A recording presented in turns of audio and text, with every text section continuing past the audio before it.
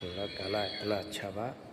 पहले सुन लो गाना, सुन के अच्छा लगी तो लाइक करिए, न तो मत करिए। भाई तनी बार गाना सुन लो, बहुत मेहनत कैले बनी इमें, खाली सुन। आई देखी पापाए मम्मी शादी कैले मोर, पाठी दिहले पापाए मम्मी दुलरी धियावा तोर।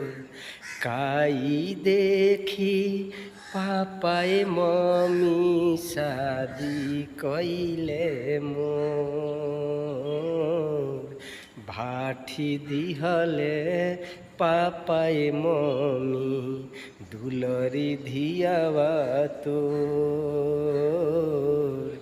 भाठी दिहले पापाए मम्मी दुलरी धियावा तोर।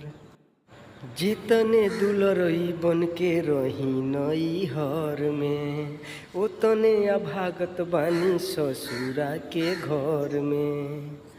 जितने दुलरई बन के रही नई हर में, उतने अभागत बानी ससुरा के घर में। अखिया लागले रहे मधुमखिया, देखले नयापन जोर। अखिया लागली रहे मधुमखिया, देखले नयापन जोर। भाठी दिहले पापाए मम्मी दुलरी धियावा तोर। भाठी दिहले पापाए मम्मी दुलरी धियावा तोर। जाइब नई हरवा हम लौटी के न आएब, कुफुत कलेश से जहर खा के मरी जाएब। जाइब नई हरवा हम लौटी के न आएब, कुफुत कलेश से जहर खा के मर जाएब।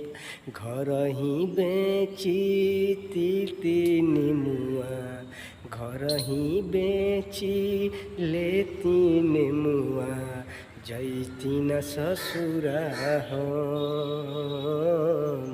भाठी दिहले पापाए मम्मी दुलरी धियावा तोर।